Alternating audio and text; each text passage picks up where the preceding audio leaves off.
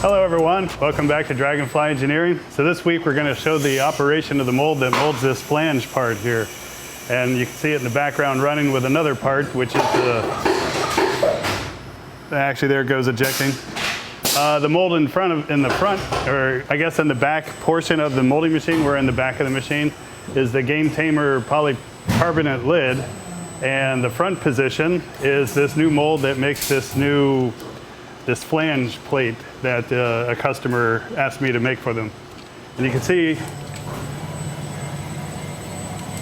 we've already molded a few of them already. So stay tuned and I'll show you how this mold is assembled and hope you enjoy. Thanks for watching. And one last eject.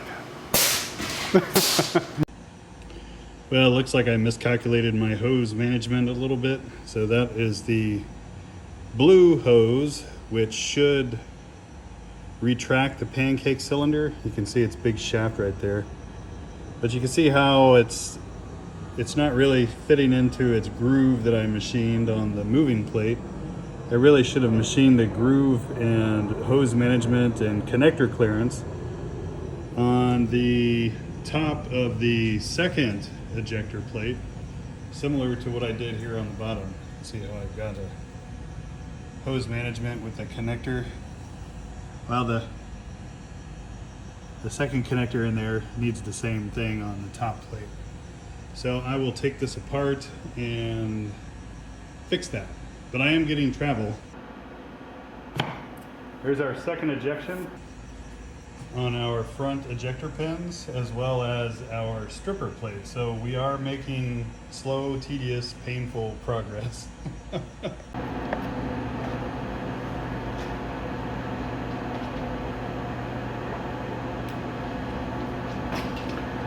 So this is a pedestal. It's just a turned piece of steel, and it helps support the middle of the mold. It transfers the hydraulic force or pressure from filling the mold into the base of the mold and in the platen itself. So I like to put these on. It just kind of firms up your mold a little better, and it just screws into the base, and the height is the same as the side rails, which creates the pocket that all of the ejection plate action happens in.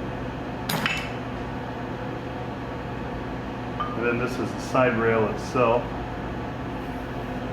And this is a mold kit that I got from American Quality Molds in Richmond, Indiana.